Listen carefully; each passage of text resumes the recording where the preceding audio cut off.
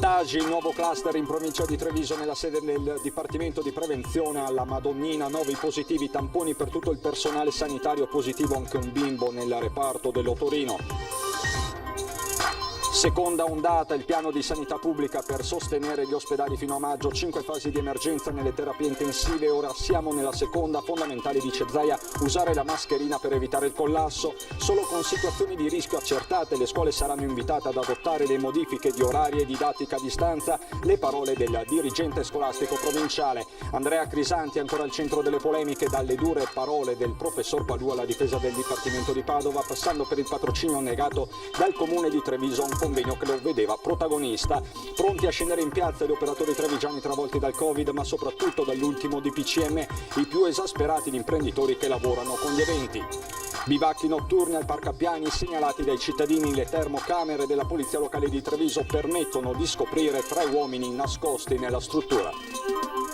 2 giovani di Montebelluna forzano la finestra dell'eremo di Sant'Elena Onigo di Pederobba per fumare spinelli e darsi all'alcol, denunciati dai carabinieri. La difficile convivenza con l'emergenza, il messaggio del vescovo di Treviso: dobbiamo vivere questo momento e non rinunciare al senso di comunità. Bentrovati, buonasera telespettatrici, telespettatori di Antenna 3. In primo piano il nuovo focolaio esploso nella provincia di Treviso, nella sede del Dipartimento di Prevenzione alla Madonnina. 9 i positivi, tamponi per tutto il personale. Nel conteggio dei casi positivi in Veneto, che 2 volte al giorno Azienda Zero trasmette nei suoi report, la marca trevigiana continua ad avere un peso significativo in termini di nuovi contagi. L'ultimo cluster emerso nelle ultime ore in provincia riguarda la sede del Dipartimento di Prevenzione alla Madonnina a Treviso. 9 al momento le persone risultate positive al tampone, distribuite tra medicina legale, SISP, SIAN, Spisal e servizi di screening. Entro domani sarà completato lo screening su tutti i dipendenti che operano in quella struttura. E sempre a Treviso viene segnalata la positività in un bambino in età prescolare ricoverato nel reparto di otorinolaringoiatria del Cafoncello. Il piccolo paziente in ospedale per sottoporsi ad un'operazione era risultato negativo al tampone effettuato al momento del ricovero. Testato nuovamente dopo l'intervento, il bambino, convivente con un genitore contagiato dal Covid, è risultato a sua volta positivo. Come da protocollo sono stati sottoposti a tampone tutti i contatti stretti, compreso il personale ospedaliero che ha seguito da vicino il bambino, risultati al momento negativi. E questo mentre nelle ultime 24 ore nella Marca sono stati 125 i casi di nuova positività al virus, un decesso è stato registrato, i posti letto occupati di terapia intensiva sono 2. A livello regionale parliamo di 680 casi nelle ultime 24 ore e di ben 12 decessi registrati come Covid. Intanto oggi il presidente della regione Zaia ha illustrato il nuovo piano di sanità pubblica, 5 le fasi previste, siamo alla seconda. Volete capire che questa patologia ha un piccolo particolare, ci riempie gli ospedali e quando sono pieni non riusciamo più a curare i pazienti classici. Se i cittadini non ci danno una mano con la mascherina e fanno in modo di infettarsi il meno possibile, alla fine il punto di dove ci incontreremo sarà la porta dell'ospedale. Dobbiamo metterci in testa che l'emergenza Covid per noi è semplicemente l'impossibilità di curare gli altri cittadini. Si rivolge direttamente ai cittadini ancora una volta il presidente Zaia, chiedendo la loro collaborazione in quella che è al momento una delle armi migliori contro il Covid, ovvero la prevenzione, e lo fa illustrando il nuovo piano di sanità veneta per essere pronti ad affrontare l'emergenza coronavirus da qui a maggio del prossimo anno. 5 le fasi individuate distinte da altrettanti colori e che hanno come riferimento il numero di posti letto in terapia intensiva occupati da pazienti Covid. La prima fase, verde, già superata, da 0 a 50 letti, la seconda, azzurra, da 51 a 150, da 151 a 205 posti la fase gialla, quella arancione da 251 a 400 ed infine l'ultima, rossa, da 401 a 1000 posti letto. Per ogni fase sono previste delle misure da attuare nell'organizzazione ospedaliera. Attualmente ci troviamo nella fase 2 con 61 posti letto occupati in terapia intensiva. La fase 2 che è quella nella quale ci troviamo, attivazione di posti letto aggiuntivi negli ospedali hub, In questa fase si preserva l'attività ordinaria negli ospedali con una possibile sospensione o ritardo nell'attività programmata. C'è fase 3, la gialla. Si attivano i Covid hospital, si preserva l'attività ordinaria in ospedali SPOC e hub, si preserva l'attività ordinaria in emergenza in hub, riduzione di attività ordinaria in Covid hospital. La quinta fase dice, quindi sopra i 400 di terapia intensiva, sospensione attività ordinaria degli hub. Cioè gli ospedali si occupano solo dei Covid. Sono stati individuati 5 indicatori di rischio per quanto riguarda le terapie intensive e le aree non critiche, queste calcolate con un rapporto di 6:1 sulle intensive. Il piano regionale potrà essere rimodulato per ogni singola provincia. Il piano sanitario, ha precisato Zaia, non prevede la costruzione di nuovi ospedali, ma di poter arrivare a 1.000 posti di terapia intensiva, 200 già pronti ad essere attivati. Ma 1.000, ha ricordato il governatore, rappresenta un punto di non ritorno. A 1.000 posti letto di terapia intensiva noi siamo al collasso totale. Cioè vuol dire che tutta la sanità del Veneto si occupa delle 1.000 persone in terapia intensiva. Se ne avessimo 600, gli ospedali, cari veneti, non lavoreranno più per l'attività ordinaria ma solo per i Covid. Questo è da sapere. E io la paralisi degli ospedali non la voglio. E mentre la vicina Lombardia attua il coprifuoco, in Veneto al momento misure simili sembrano escluse. Non c'è nessuno all'orizzonte, insomma, pensiero di lockdown, di cose di questo tipo oggi. Ma lo chiediamo anche a voi. Coprifuoco alle 23, meglio anche in Veneto, questo è il sondaggio di questa sera. Se sì, il numero è quello verde 0422 1626 691, se no, non è meglio anche in Veneto 0422 1626 690. Gli esiti del sondaggio questa sera a Ring a partire dalle 21:15 in studio con Ferdinando Avarino. E a proposito di Ring, nella trasmissione di ieri sera è stato fatto un annuncio molto importante da parte del dottor Roberto Rigoli. Siamo pronti a sequenziare i ceppi del virus in Veneto.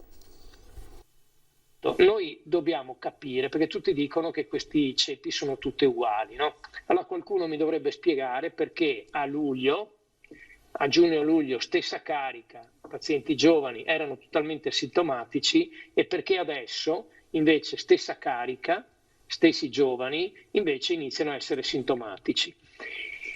Allora, siccome bisogna essere concreti nella vita, io penso che il lavoro che dobbiamo fare questa sera, ho parlato sia con l'assessore sia con il direttore generale dell'Istituto Zooprofilattico, noi partiremo ufficialmente con il monitoraggio dei ceppi che circolano nel Veneto per sequenziarli. Sequenziarli cosa vuol dire? Vuol dire che faremo l'impronta digitale per vedere se esistono ceppi diversi e se le mutazioni legate alla diversità del ceppo sono legate a una sintomatologia diversa. Questo è un lavoro che bisogna fare. Interessante, interessantissimo. Quindi sequenzieremo i ceppi veneti per capire come cambia questo virus, perché adesso... Sì.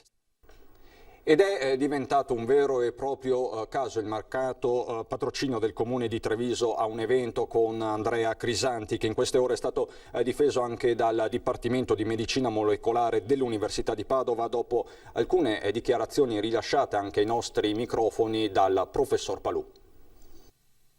Chi è Andrea Crisanti, credo di averlo già detto, è uno zanzarologo, cioè un entomologo, è esperto della riproduzione sessuata di malaria. Questa è la descrizione di Andrea Crisanti fornita dal professor Palù in una nostra diretta, ribadita sulla carta stampata e finita dritta sul tavolo dell'Ateneo di Padova, innescando l'ultimo scontro molto pratico e poco accademico. A prendere le difese di Crisanti la scorsa settimana nella bufera per le dichiarazioni sul lockdown a Natale è Fulvio Ursini, decano del Dipartimento di Medicina Molecolare di Padova. Galeotto, quel zanzarologo, termine che Ursini definisce sbagliato, dicendo anche come sia stupefacente che a utilizzarlo sia uno scienziato. Sempre Ursini contesta a Palù di rivolgersi a Crisanti come a un suo allievo, sottolineando che la nomina di Crisanti a direttore della microbiologia di Padova è una decisione collettiva dell'intero dipartimento, sentito anche il parere di Palù, definito a sua volta scienziato meritevole di onore e di rispetto, attualmente in quiescenza. È inoltre inammissibile scientificamente Tuono Ursini che si voglia generare un monopolio culturale sulla pandemia.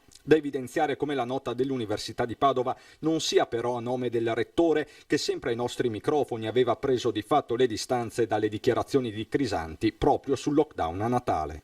Io voglio parlare di oggi. Natale, purtroppo il Covid ci insegna che 2 mesi è un tempo lunghissimo e noi non dobbiamo pensare a Natale, noi dobbiamo pensare ad agire oggi. Il Presidente Zaia l'ha detto. E lo scontro d'accademico si fa politico, con il comune di Treviso che ha negato il patrocinio a un evento della Rotary con mattatore lo stesso Crisanti, poi annullato peraltro causa le nuove norme anti-Covid. Scelta comunque che il primo cittadino trevigiano rivendica. Il professor Crisanti, che ultimamente si è reso protagonista di alcune esternazioni sia nei confronti della sanità che nei confronti della Regione Veneto, che noi come amministrazione comunale non possiamo condividere e sicuramente non possiamo patrocinare. Patrocinare un evento significa sposare anche i contenuti. Da questo punto di vista l'amministrazione comunale non ci sta. Apriti cielo, il Partito Democratico locale va all'attacco, ma il sindaco di Treviso è solo una pedina di Zaia e della Lega, si chiede il capogruppo Dema Casugana Stefano Pelloni. Ancora più duri Dema regionali con il segretario Bisato. L'ostracismo su Crisanti rivela la vera faccia del potere di Zaia, feroce e vendicativa. Queste le parole di Bisato. Dalla guerra al virus alla guerra tra prof.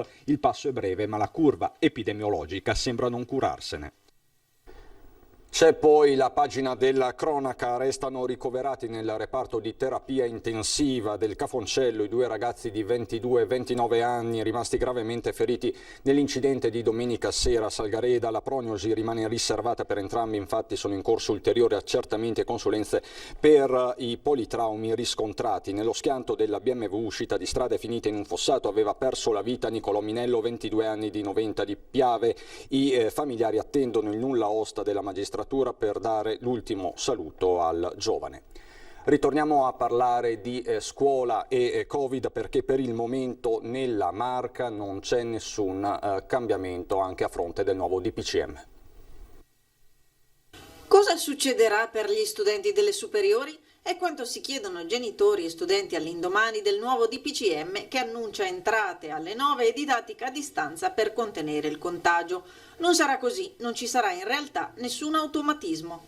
Da domani non cambia niente, peraltro ripeto, saranno anche definite delle linee, chiamiamole così, linee guida. Quindi i ragazzi continueranno a frequentare così come hanno programmato i singoli istituti, fino a prova contraria ovviamente. Nessun doppio turno, almeno non in massa e non da domani, ma gli interventi saranno mirati. Misure come l'incremento della didattica a distanza, la distribuzione delle lezioni anche nel pomeriggio e l'ingresso a scuola non prima delle 9 scatteranno solo in caso di situazioni critiche e di particolare rischio riferite a specifici contesti del territorio. Chiarimenti che arrivano dalla circolare ministeriale a fugare dubbi interpretativi. Sulle situazioni considerate a rischio io presumo che il tavolo regionale farà il punto della situazione, anche perché appunto il coordinamento sta a livello regionale. Ritengo appunto che la situazione di rischio sì possa essere legata anche a situazioni di particolare affollamento, come anche a situazioni legate magari a singoli contesti territoriali, però ecco lì lasciamo che sia il tavolo regionale a valutare. Situazioni a rischio che saranno segnalate dalle autorità regionali, locali e sanitarie al Ministero. Senza questo passaggio resta tutto come prima. E a rischio è sicuramente la situazione sui mezzi di trasporto pubblico locale.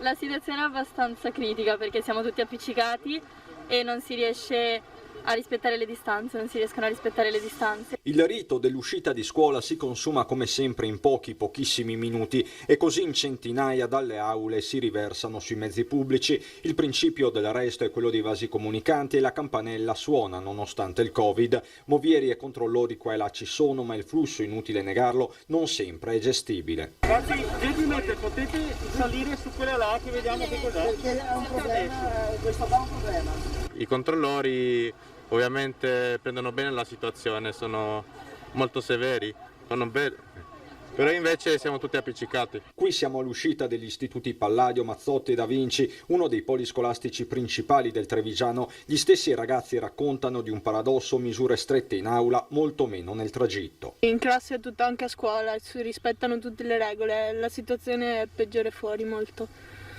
Quindi stazione dei treni, pullman. Sì, esatto. In classe tutto sommato siamo distanziati con la mascherina, cioè ci sono tutti gli igienizzanti e quelle robe là. Chi può tra i maggiorenni si arrangia. Vengo in macchina perché ho la possibilità, posso prendermi i miei tempi e ci siamo organizzati così. E dividi le spese anche con un tuo compagno? Anche le spese proprio, quindi è quasi a impatto zero economicamente. Meno pericoli e dividiamo le spese e conviene a tutti e due. La massa continua però a salire inevitabilmente sui mezzi. Però siete tutti accalcati qua? Sì, un po'. La situazione non è cambiata, siamo qua è piena. Oddio. Arrivederci.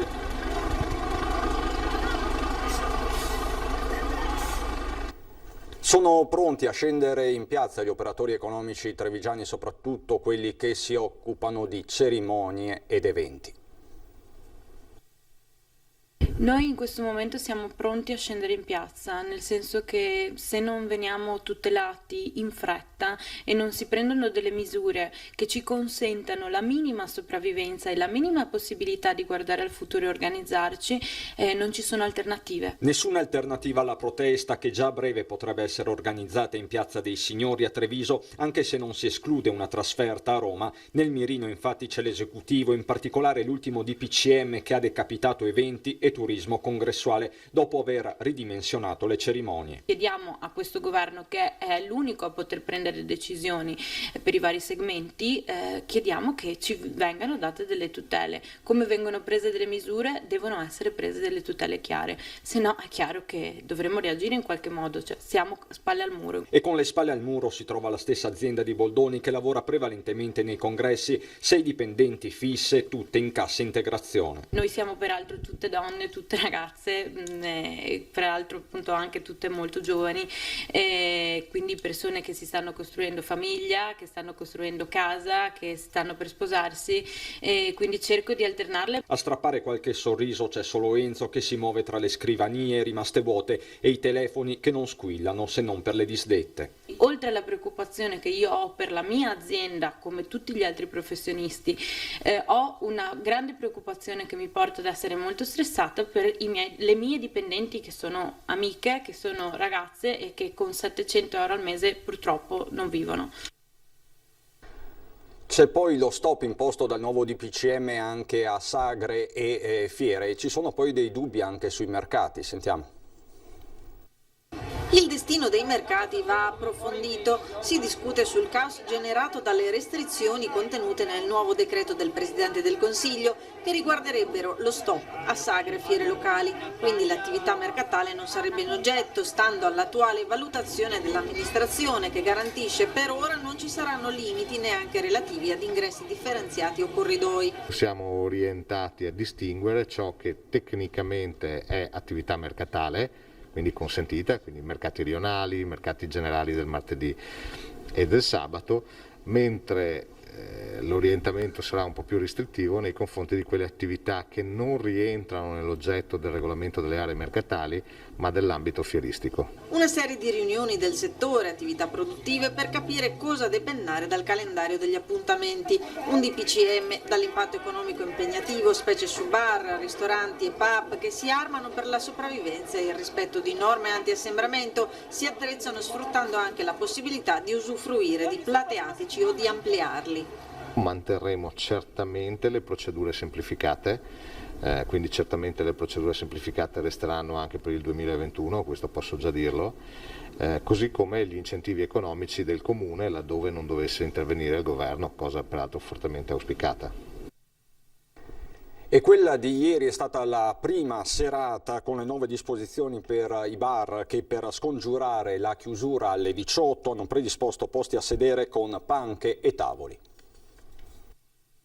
Hanno avuto solo poche ore di tempo per organizzarsi, ma i locali che fino a domenica sera non avevano posti a sedere, dopo le disposizioni contenute nell'ultimo DPCM, sono corsi ai ripari con tavolini, panche e sgabelli per scongiurare la chiusura alle 18 prevista per bar o pub che non hanno servizio al tavolo. Ci siamo adattati alla situazione immediatamente, portando dei tavoli a sedere e con delle panche. Era l'unica soluzione per andare avanti, per sopravvivere soprattutto. Tentiamo di adattarci e vedere se questo non porterà a ulteriori peggioramenti. Se basta questo per un mese lo facciamo molto volentieri. Abbiamo cercato di trovare dei tavolini, degli sgabelli, e appunto adesso ne abbiamo in dotazione 8. Cerchiamo di rispettare quelle che sono le distanze, però sicuramente male perché la Gigia nasce in piedi. Quindi voi alle 18 non chiudete? Alle 18 noi non chiudiamo, ovviamente serviremo il numero di persone che potremo servire. Noi facciamo più che altro ristorazione, però è una grossa fetta quella che perdiamo dalle 18 in poi, perché come vedi di solito c'è un po' più di gente qui al banco, appoggiata al banco, fuori, in piedi. Si va a sommare a quello che è già successo e per noi è molto difficile, sono sincero.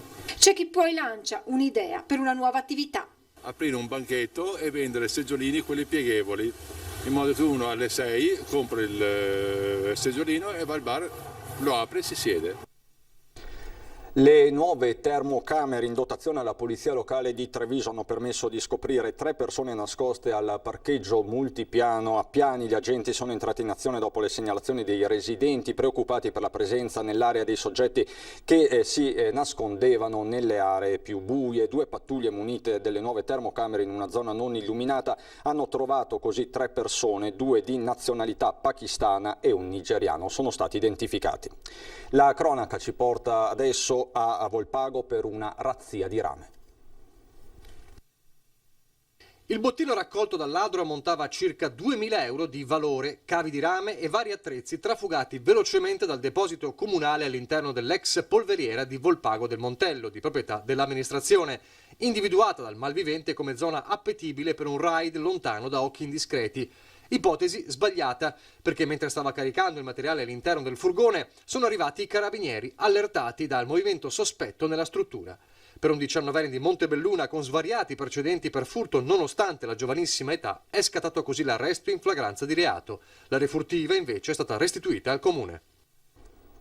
Hanno forzato una finestra e sono entrati abusivamente all'interno dell'eremo di Sant'Elena a Unigo di Pederobba, di proprietà della parrocchia, e qui hanno fumato spinelli di marijuana e bevuto alcolici, un festino interrotto dai carabinieri che hanno identificato e denunciato 2 19enni di Montebelluna con precedenti penali alle spalle. Ancora cronaca subito dopo la pubblicità.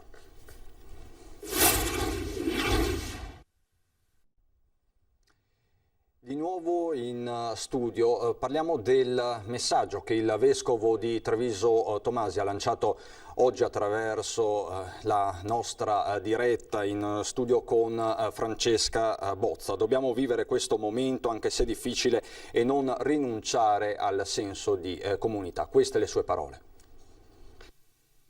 Un appello davvero a che tutte le persone che hanno una responsabilità di gestione, sia nella politica, sia nel mondo economico, sia nel mondo sociale, facciano davvero la loro parte per il bene comune, che i messaggi che ci vengano dati siano certamente chiari, certamente nella legittima differenza delle opinioni e delle posizioni, ma che non alimentino difficoltà, sospetti e paure. Prendiamo questo tempo così com'è, non ci serve davvero a niente pensare che sarebbe bello che fosse diverso. Questo è il nostro tempo, questa è la situazione che ci viene chiesta di affrontare, però abbiamo tutte le risorse, abbiamo le capacità, e abbiamo imparato tanti atteggiamenti. Credo che siamo in grado di prenderci cura gli uni degli altri con comportamenti responsabili ma non paurosi. Abbiamo possibilità di prenderci cura con la mascherina, col distanziamento, con l'igiene, con queste attenzioni, e poi dobbiamo vivere. Questo è il nostro tempo, questa è la nostra vita, dobbiamo continuare a credere nella forza delle relazioni tra di noi. Queste le parole di fiducia del Vescovo Tomasi. Adesso andiamo a Belluno.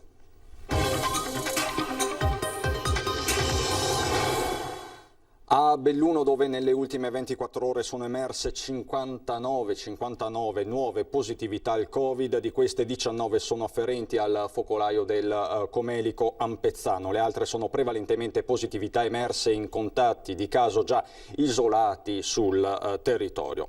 E il presidente Zaia oggi in conferenza stampa ha parlato proprio di Belluno, dicendo che sono 3 le aree in Veneto che registrano le maggiori sofferenze. 2 riguardano le aziende ospedaliere di Padova e Verona. La terza zona è proprio Belluno, dove i contagi continuano ad aumentare. C'è un dato reale territoriale che è quello del Comelico, del Cadore e di Cortina in particolar modo, cioè dove abbiamo infezione. Se oggi ci fosse da dire una provincia che è sofferente è Belluno. Tanto è vero che Belluno è in una fase, diciamo, più avanzata, nella fase 2, è una fase 2 più avanzata rispetto alle altre province. Il quadro epidemiologico riferito alla provincia di Belluno non lascia spazio ad interpretazioni alcune. L'attenzione massima, così come la preoccupazione che il presidente Zaia ha esternato durante il punto stampa odierno. I contagi continuano a galoppare, specie nella parte alta della provincia, tra cittadini e ospiti delle case di riposo. Dal capoluogo ieri Sersa, la società che si occupa dei servizi sociali e assistenziali, ha teso una mano alle strutture in difficoltà. Noi abbiamo la possibilità di avere questa struttura separata dalla Gaggialante, dalla villa che vedete. Era l'ex reparto Covid che avevamo utilizzato nei mesi di marzo ed aprile, e abbiamo deciso di riaprire il reparto Covid e quindi di accogliere non tante persone, siamo a 6 persone che verranno accolte, 6 anziani con positività Covid all'interno della struttura. Una prova che Sersa sostiene con la consapevolezza, professionalità e disponibilità delle persone che lavorano nei servizi. La prudenza è quanto mai d'obbligo. La nostra esperienza fin qui è stata comunque anche per certi versi incoraggiante, nel senso che abbiamo incontrato sui nostri passi, ecco, il virus, il contagio in qualche occasione, e per il momento siamo sempre riusciti, come dire, a tenere confinata la diffusione. La struttura è stata la prima in provincia a testare con successo la comunicazione via tablet fra le famiglie e gli ospiti in tempo di lockdown, un'esperienza emotivamente intensissima. Mentre nella fase iniziale questi strumenti venivano utilizzati principalmente dagli anziani con maggiori capacità cognitive, maggiori abilità, ecco, siamo arrivati invece perfino a fare le videochiamate addirittura con le persone in stato vegetativo, quindi persone che non avevano nessuna capacità di interagire con chi stava dall'altra parte, ma dall'altra parte c'era una famiglia. Ma nel bellunese si guarda inevitabilmente, giustamente, anche al futuro, in particolare alle Olimpiadi invernali del 2026. La sinergia fra territori sarà una delle chiavi vincenti dei Giochi Olimpici Invernali Milano-Cortina 2026 e il patto siglato tra Fondazione Milano-Cortina, Confindustria Lombardia, Confindustria Veneto, Asso Lombarda, Confindustria Lecco e Sondrio e Confindustria Belluno Dolomiti rappresenta la volontà di stabilire una collaborazione finalizzata a diffondere e promuovere le opportunità derivanti dalla partecipazione alle selezioni di prodotti, servizi e forniture indette dalla Fondazione per assicurare un'efficiente e efficace riuscita dell'evento olimpico. Confindustria Belluno in particolare, a mio avviso, hanno un significato importante, che è quello strategico di coinvolgere tutte le nostre imprese, e per il territorio ovviamente questi sono punti chiave. Un accordo che può essere di grande aiuto per le imprese bellunesi tutte, ora più che mai anche guardando alla crisi innescata dalla pandemia da Covid-19. Gli imprenditori sono forse in uno dei momenti più difficili, io mi permetto di dire, del dopoguerra. La situazione è drammatica, lo sappiamo tutti, i prossimi mesi saranno durissimi, i primi 6 mesi del 2021 ci preoccupano tantissimo, per cui non possiamo assolutamente perdere nessun treno che ci passa avanti. Questo delle Olimpiadi in particolar modo è fondamentale soprattutto per, io dico per il paese intero, ma mi permetto di dire soprattutto per un territorio come quello bellunese. Un territorio che vanta eccellenze di prim'ordine che fanno la differenza. Le imprese saranno coinvolte per agganciare il treno di uno sviluppo nel segno della responsabilità sociale. Intorno al mondo dello sport e dei grandi eventi c'è un grande interesse perché tutte le imprese possono essere coinvolte, non solo quelle del mondo del turismo, per cui manifattura, edilizia e quant'altro. Giampaolo Bottacin, assessore regionale alla protezione civile, Alessandro Luigi Bisato, Partito Democratico, Sonia Brescaccin, Lega, Francesca Businarolo del Movimento 5 Stelle, Marco Bonet, giornalista del Corriere del Veneto, sono gli ospiti di Ring questa sera a partire dalle 21:15 in studio con il vice direttore Ferdinando Avarino, dove sarà svelato anche l'esito del sondaggio che vi stiamo proponendo questa sera, coprifuoco alle 23, meglio anche in Veneto. Questa la domanda che vi stiamo per l'appunto ponendo e questi i numeri per partecipare. È tutto davvero anche per questa sera da Treviso e Belluno, ci sono le previsioni del tempo, buon proseguimento.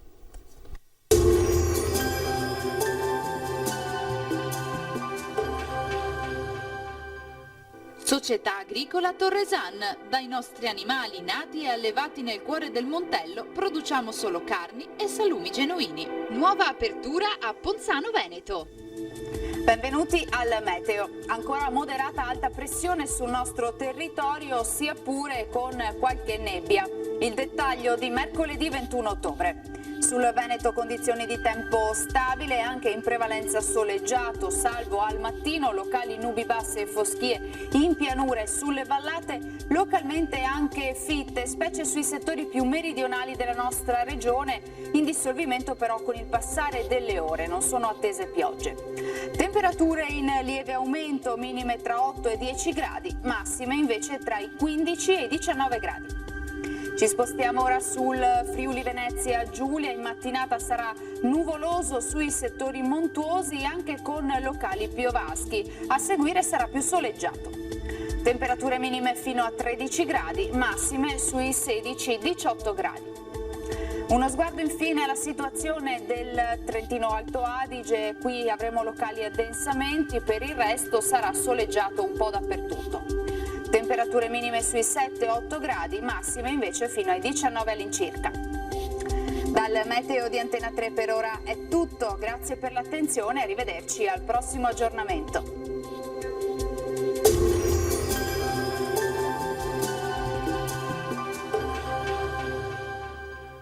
Società Agricola Torresan. Dai nostri animali nati e allevati nel cuore del Montello produciamo solo carni e salumi genuini. Nuova apertura a Ponzano Veneto.